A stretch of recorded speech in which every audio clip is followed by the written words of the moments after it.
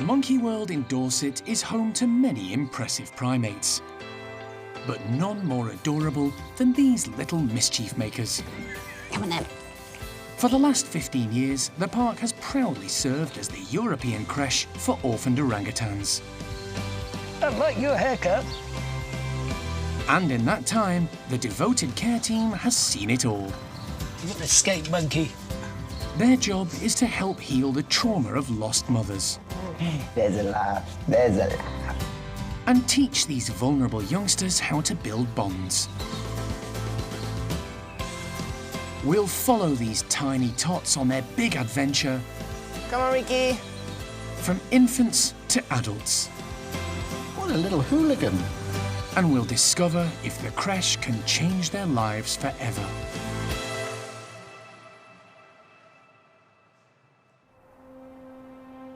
Tucked away deep in the English countryside is the largest sanctuary of its kind on the planet. Monkey World provides a home for more than 260 different apes, monkeys and prosimians who've been rescued from all around the world. Hi, do you remember?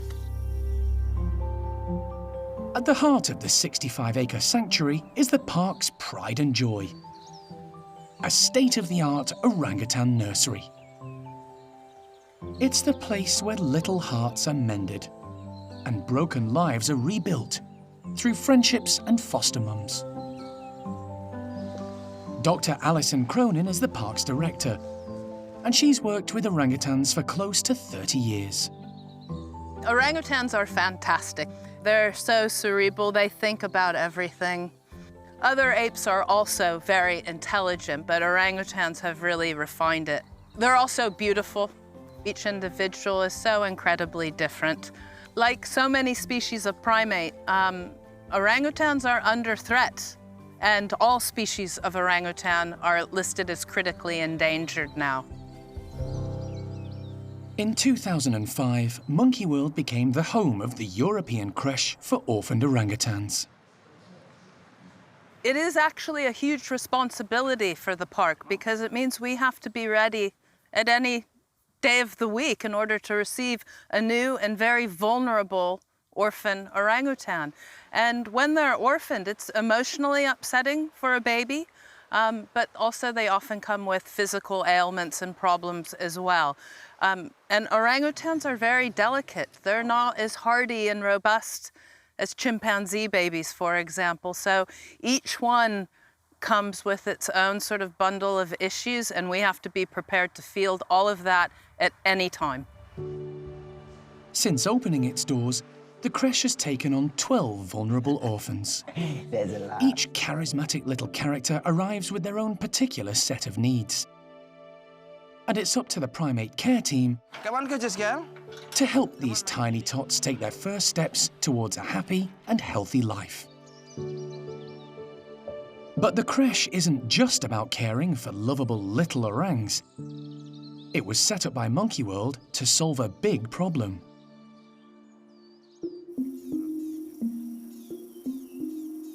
It's an issue Alison first encountered when she and her late husband Jim Cronin began working with orangutans from Asia. Hey, Roro. The pair travelled to Ping Tung Rescue Centre in Taiwan to collaborate with Dr. Curtis Pei, who ran the facility. She came here 2 years ago from Nantou, the central part of Taiwan. All of the rescued orangutans at Ping Tung had been stolen from the wild and sold into the pet and entertainment trade. But the rescue centre was rapidly running out of room. We agreed to start rehoming adult orangutans that had been confiscated in Taiwan as part of a black market trade.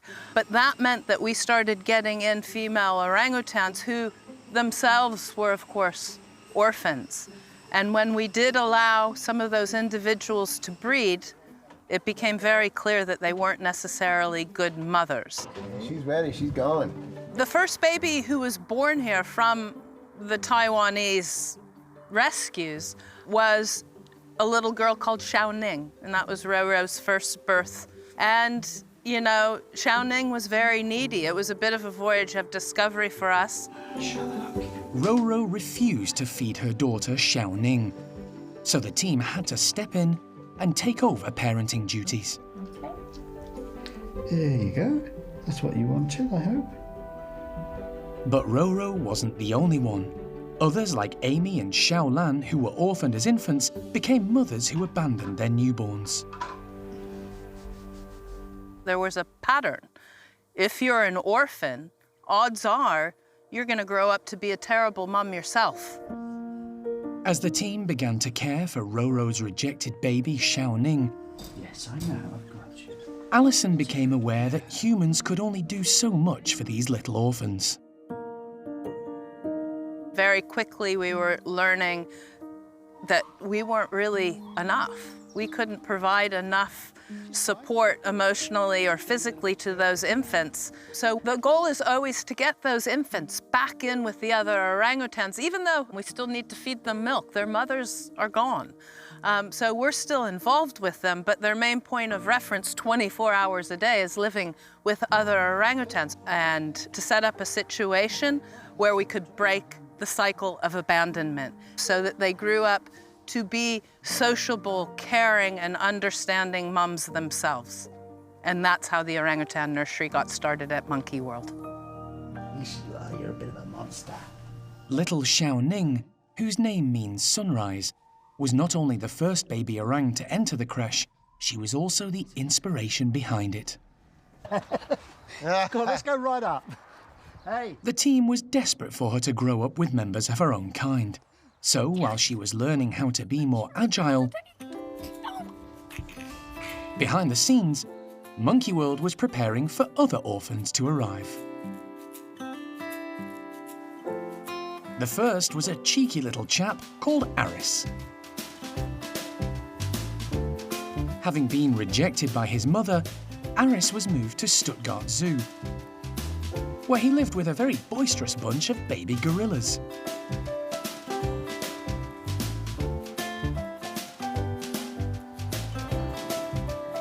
As soon as Monkey World opened the crèche, Aris was given a one-way ticket to the new nursery. Yeah.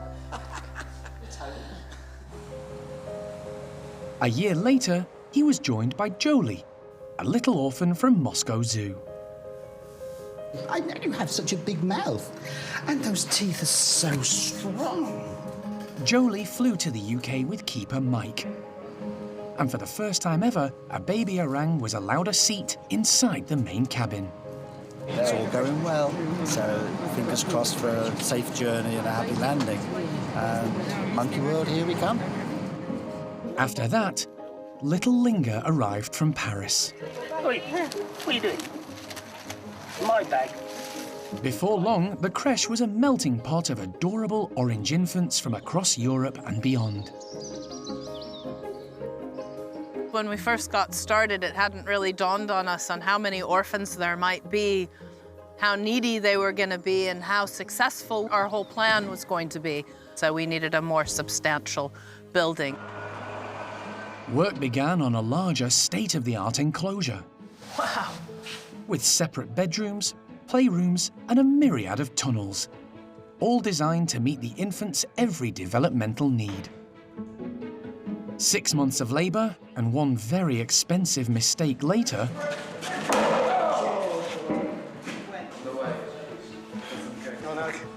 the park boasts one of the most advanced primate nurseries on the planet. At the core of the crèche are 2 giant play areas fitted with hoses and climbing frames to keep these little great apes moving. The ultimate goal is to get the orphans to develop strong social bonds with other orangutans. Okay, we're all set. And just like human babies, there's no better way to do that than with play. To encourage their games, the team provides colourful toys. Now, all these little ones have to worry about is having fun and making friends.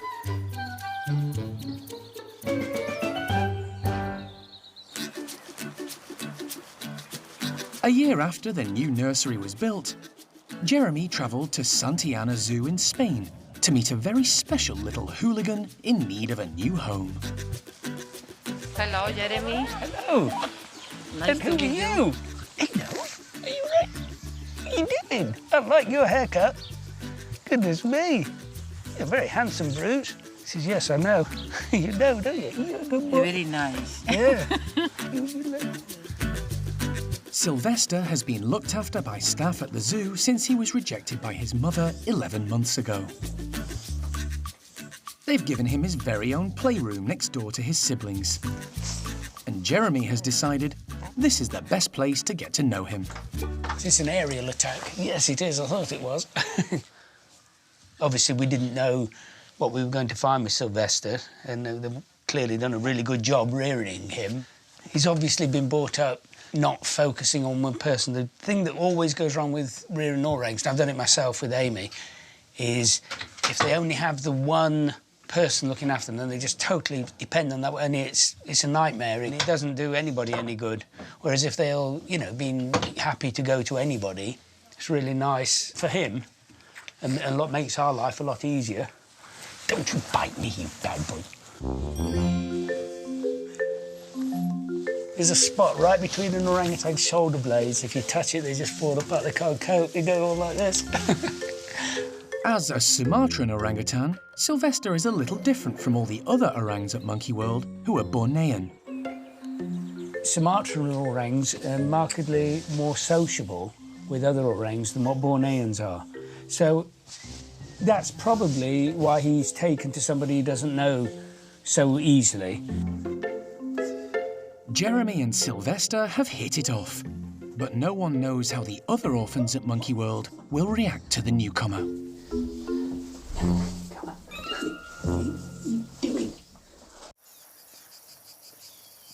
In Spain, Jeremy is on the late shift with Sylvester, but it's been a while since he's been on bottle feeding duty. Just trying to see whether he'll take a bottle from me. Here you go. Is that all right? When you're hungry enough, it's not so bad, is it? Don't choke. Don't choke. Have you done? Yeah, done choking. It's important that he learns that, you know, that me, somebody else is going to feed him other than the people that he's used to. And particularly orangs get very fixated on one person feeding them.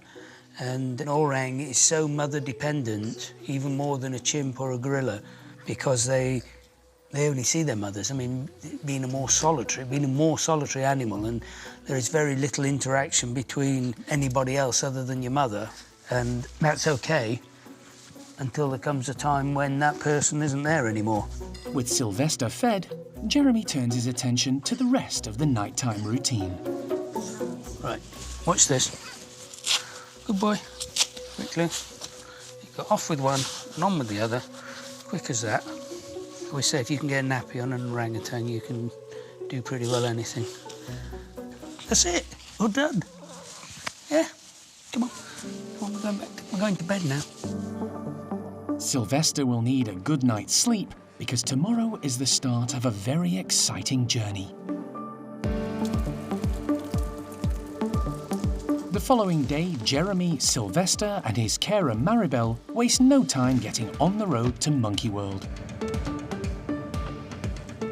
He's fine, couldn't care less. He's not bothered, are you?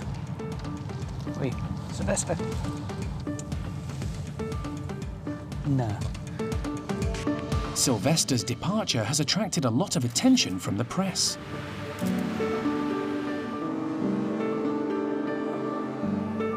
Usually, primates are transported in crates in the cargo area. But Sylvester is so small, this little VIP has been granted special permission to travel in one of the cabins on the ferry. The journey home will take approximately 20 hours. It's a long time to keep a baby orang amused, and Sylvester soon has the upper hand. Right, we're going to see we can use the climbing frame that we've just constructed for you to enable us to put an nappy. Yeah, just stay there. Look, this is good. We could market this. We've got an escape monkey.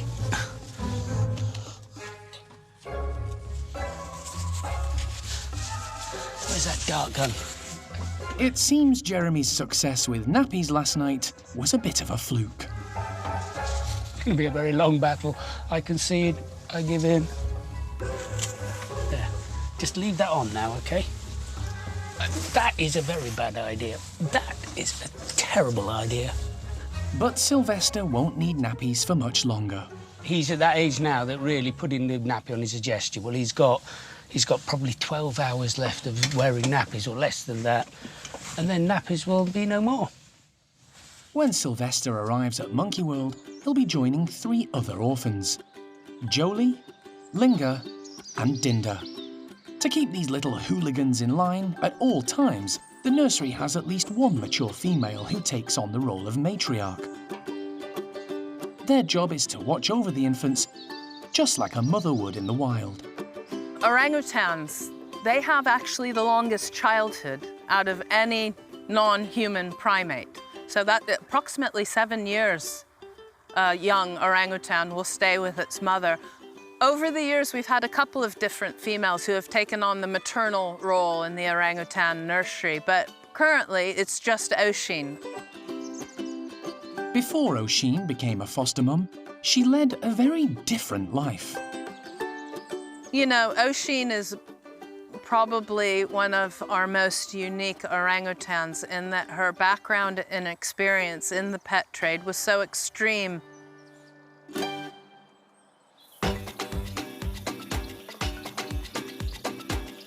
Oshin spent the first 13 years of her life living as a pet in South Africa. Her owner, Brenda, adored her and treated her like her own child. But Oshin had Brenda wrapped around her little finger and knew exactly how to get her own way. What do you want? In the kitchen was where this demanding young lady caused the most chaos. That's the dog's food. That's the puppy's food, sis, man. Come. Of course it's Puffy. Let's go. What do you want? Yeah. Okay, here's your custard. Over the years, Oshin had put on so much weight, she'd become morbidly obese. When she's eating, that's all she worries about. If she could eat all day, she would eat all day. And living as a pet, she had no idea she was an orangutan. She was so humanized and so used to, you know, going down and working with tools and watching animal boxes being built or working on a farm that she had no clue about life as an orangutan. When Brenda realized Oshin desperately needed help and the company of other orangutans, she reached out to Monkey World. I just want her to be happy. I want her to be with her own kind, and I'd like her to have her own family, a baby of her own, and start living like an orangutan. Although Brenda knew it was for the best, sending Oshin to Monkey World was still a major upheaval for the family. Mummy's here, darling. Although it's killing me, I have to think of her and to stop being selfish. Russell, Brenda's son, also felt it was the right decision. She deserves to be with her own kind, to start her own family. She's always broody. You know, children come along and she grabs them and mothers them, and I know she's really going to be upset, but it's for the good of Oshin.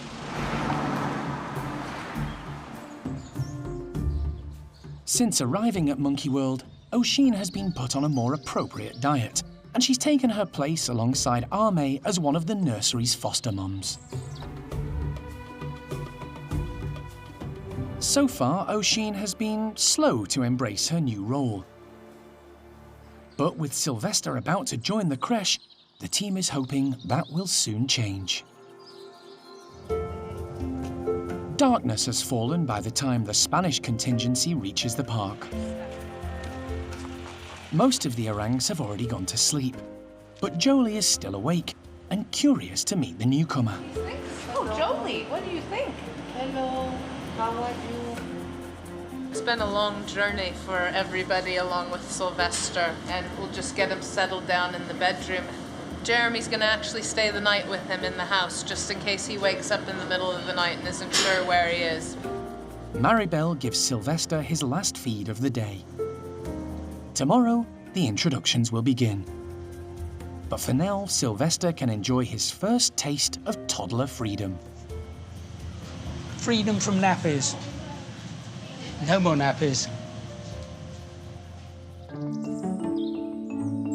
The next morning, it's time for Sylvester to start meeting the rest of the nursery crew. Jeremy wants to do it gradually. I reckon that Dinda and Linga will be the best first new companions. Linga and Dinda are best buddies. Like Sylvester, they were also rejected by their mothers, who refused to feed them. Dinda was born at the park, and Linga came from a zoo in France. Well, they seem very interested, and they have been since he arrived last night. If I was them, I'd come straight over and give him a cuddle, so we're hopeful. They may be curious, but at this age, infants can take a while to warm up to newcomers. Linga, Linga! Come on! Linga approaches first. Hello! I thought Dinda would be first out of the way. But she decides he's better kept at arm's length. Yeah, I'm with you. I'm with you. I'm right behind you, honest. It's sociable Sylvester who offers the hand of friendship.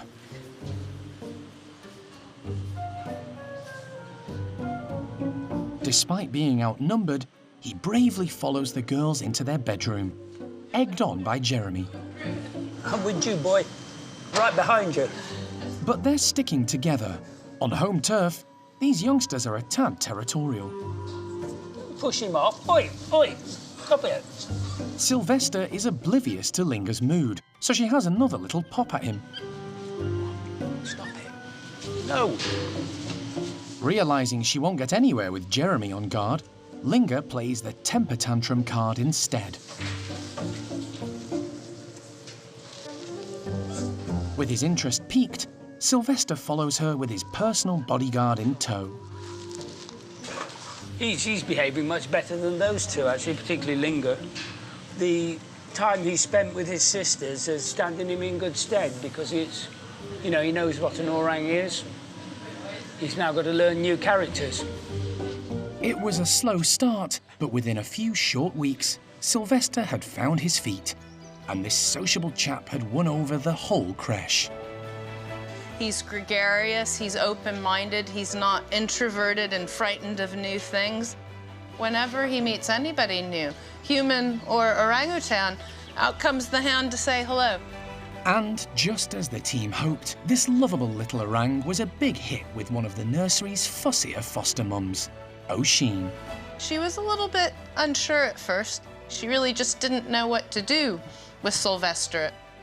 But what was clear is what we've always known about Oisín. She's actually got a really lovely temperament inside of that big body of hers. And once, you know, we took things slowly and she could see that he wasn't going to be a challenge or a threat to her, she welcomed him with open arms. Life at the nursery was going better than anyone expected. But around the corner were a new set of challenges and a difficult first for the team at Monkey World.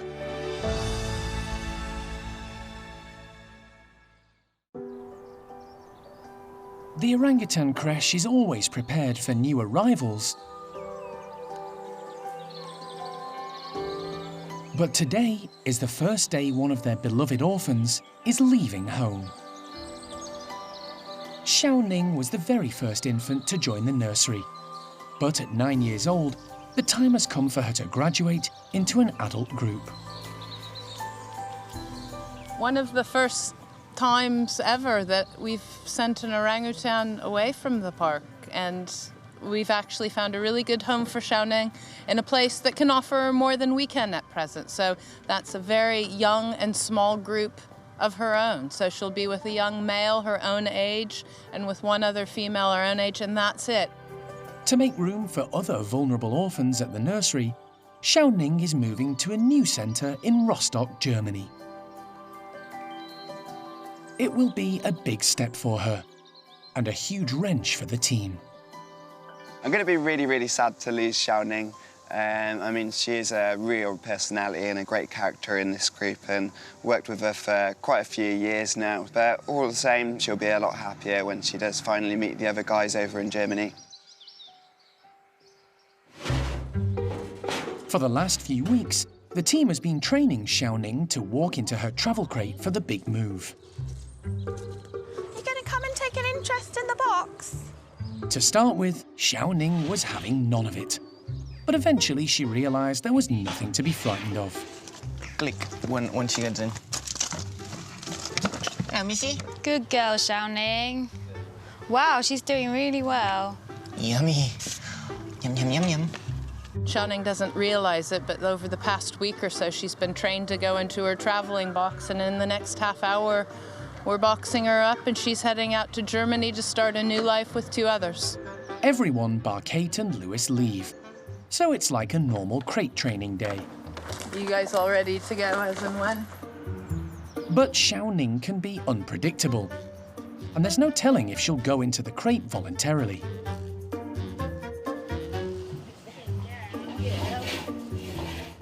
To everyone's relief, she makes her way straight in, and today, there's no going back. Good girl. Good girl, Sha Ning. Sounded right. These guys have done an absolutely brilliant job, because tricking an orangutan to catching them out in the box is not an easy task, not any time. This is the first time an orphan has had to leave the park, and now Alison and the team must say their goodbyes. It would be selfish for us just to keep her here because we love her. It's time for her to have a group of her own and to graduate from being just around the babies. So it's a good thing, but of course, yeah, terribly sort of upset and worried for her. Right, now come forward. Good girl. Yeah, you feel quite protective over them, but at the same time, it's what they need. So her graduation was a big step for us. Safe journey, guys. Sha Ning's departure was tough on the team, but it wouldn't be long before they were taking on their next challenge. In the Hungarian capital of Budapest, another little great ape is in need of Monkey World's help. His name is Boulu, which means eyelashes. For the last 3 months, this little Sumatran orangutan has been hand-reared because, tragically, his mother passed away just a few days after he was born. He's had a rough start in life, but the team at Budapest Zoo is hoping Monkey World will help this little lad turn a corner. We had a contact with Monkey World, and I was very, very pleased to get a very, very positive answer that they are really ready to receive this animal. It's very important that he can meet other young orangs and possibly foster mothers. The keepers at the zoo have been socialising Boulu with his dad and sister as much as possible, so that he doesn't become too human-focused. We hope that it will help him during the introduction process in Monkey World. He can smell, the others can a little bit touch him, he can feel an orang. So for the future perspective, I think it's going to be very, very hopeful. The following day, it's time for Boulu to make the big move to Monkey World. At 3 months old, he's still very dependent on others for full-time care. With that in mind, the team is hoping Xiao Kuai, one of the park's most experienced mums, will take Boulu on as her own. Xiao Kuai adopted orphan Awan, so she's a strong candidate. Boulu has arrived at the nursery with his carer Bernadette. We'll give it a go. It's the first day, you know, and he's traveled a long way and everybody's a little bit tired, but sometimes you're better taking advantage of the disarray and the confusion and, oh, I'm being scooped up by a new mother orangutan. And let's see how we go. Boulu is brought straight over to Xiao Kuai. She reaches out to touch his little fingers, so it's a good start. Boulu also gets a chance to say hello to Oshin and Sylvester while he's there. Xiao Kuai and her adopted daughter Awan watch with interest, as Boulu is placed in the bedroom opposite them. The moment of truth. The team are all hoping Xiao Kuai will bundle this vulnerable little orang into her arms.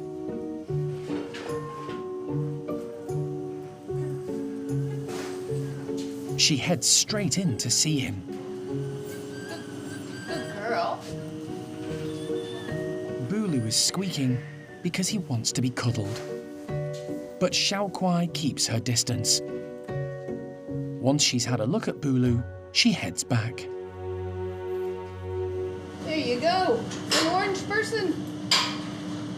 Yes. Oh, it's all good again. Animal manager Jeremy comforts the little orang. The team gave Xiao Kuai every opportunity they could to bond with Boulu, but it soon became clear she wasn't up to the task of being mum, as she was already caring for Awan.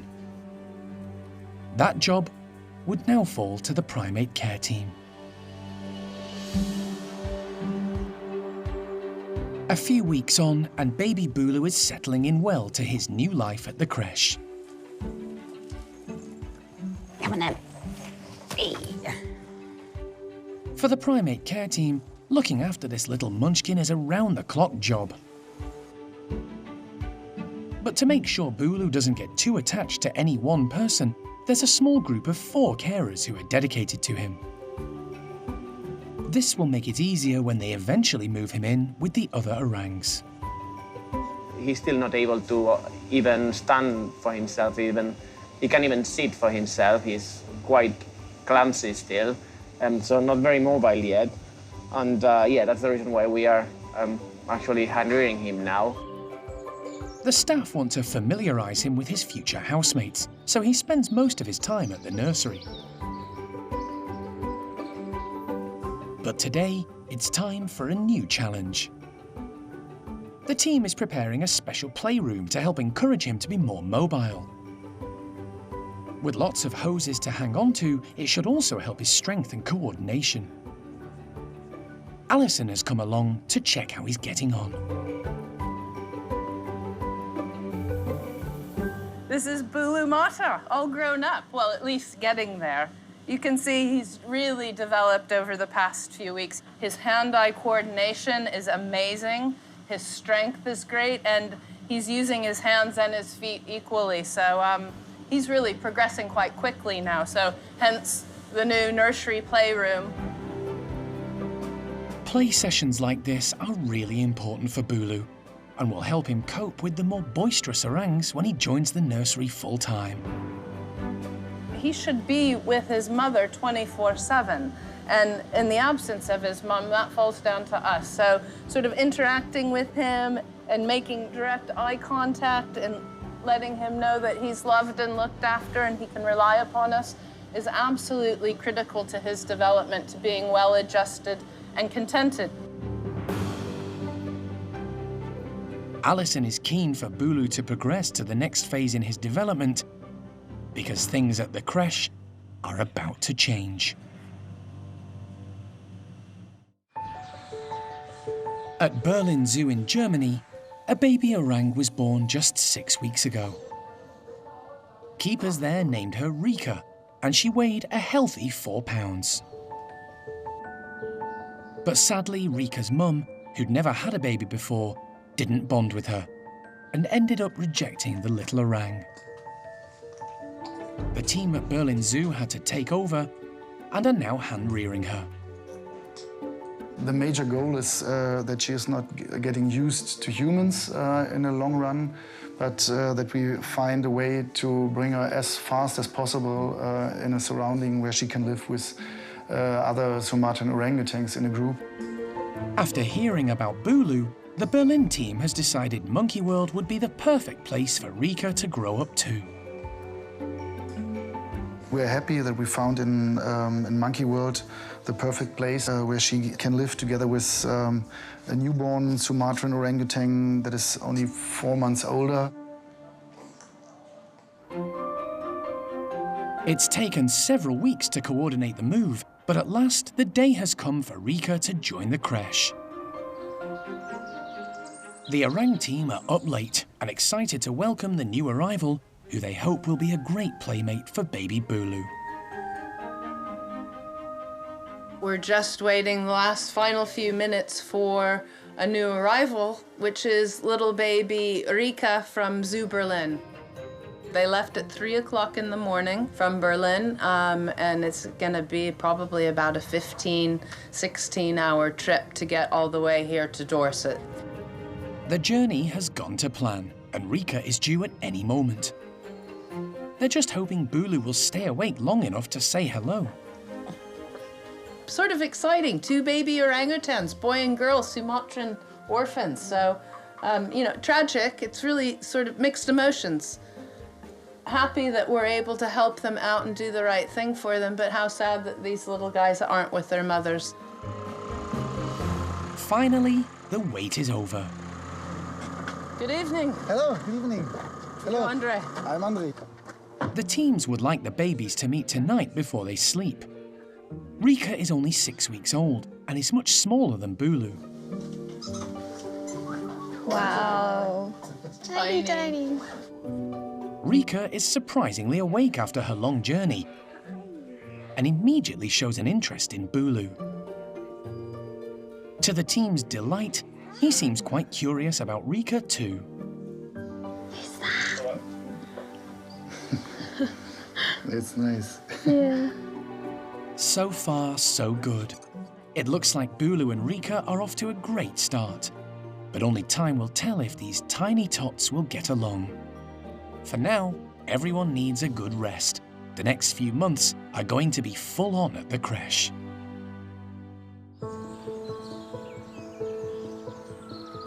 It's early morning, and most of the residents of Monkey World are still asleep. But new arrival baby Rika is wide awake and hungry. Keeper Kate is on duty, and she's had a busy night. She was up about 3 a.m. this morning, and then she went pretty much straight down, and then she's woke up again now, and it's about 6, so not too bad. She actually feeds really, really well. We do have to slow her down slightly, just because she tends to have quite a lot of wind because she drinks so quickly. So we like to burp her in the middle. Sometimes she doesn't like you doing it. She wants to carry on drinking. Even at her young age, she's already showing her character. She's a typical woman, quite opinionated, knows what she wants, and she'll let me know if there's anything wrong. So, tiny drop of wee in her nappy, she wants it changed. Looking after one orange hooligan is tough enough. But Kate's taking care of baby Boulu too. It's a very demanding job looking after 2 babies at the same time, especially as they're at different ages. So she's at the age where she's being fed every 3 to 4 hours. He's being fed every 4 hours, but he'll down a bottle pretty quickly and then just get on with his life. He's always been a gulper, drinks the whole thing in one go, don't you? Together, Boulu and Rika are getting through more than 15 nappies a day. This is I'm going to the toilet face. And he has, you can tell. Are you stinky? Changing an orangutan's nappy takes a lot of patience. Are you going to sit still today? And ninja-like reflexes. No, Boulu, you have to sit down, buddy. I would liken it to having twins, I think, caring for these 2.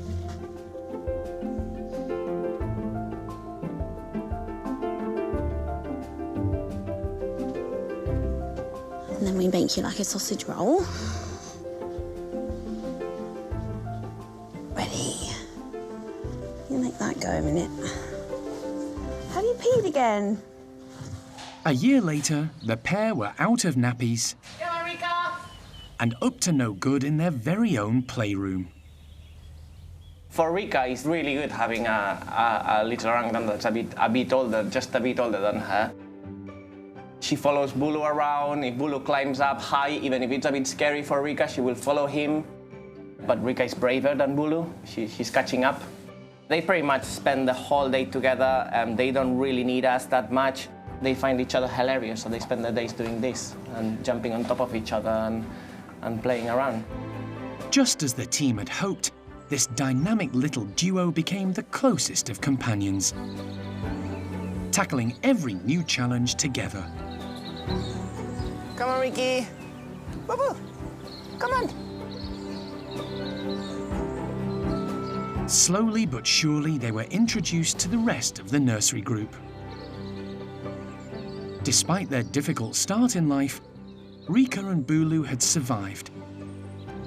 Now they had a whole new family group to call their own.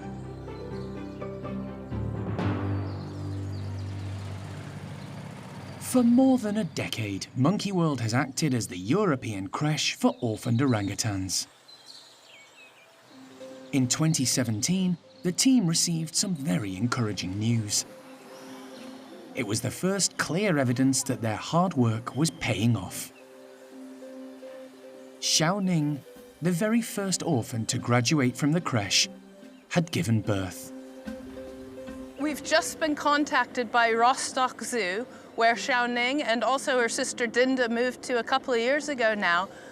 Not only was Sha Ning pregnant, she's now given birth to what is a beautiful baby girl, and most importantly, she's looking after it. And I'm like even getting goosebumps as I'm saying it, because the one thing that we know about orangutans is that if they're orphans themselves, odds are they're not going to look after their own babies. And that's exactly why the orangutan crèche here at the park was set up, is to try and break that cycle of abandonment. And I've seen video clips, I've seen photographs. She's just a doting, lovely, beautiful, perfect mother. And it's everything that we wanted here at the park. For everyone involved, it was a huge achievement. Sha Ning was the first female to break the cycle of abandonment. But when Sha Ning's sister Dinda became pregnant a year later, everyone held their breath. Sure enough, Dinda also fell pregnant and also had a perfect pregnancy and birth and looked after her baby perfectly. So 2 for 2. Both mothers had been orphans, but thanks to the Orang crèche, they were able to bond with and look after their babies. It was a significant moment for the park and testament to the work they do.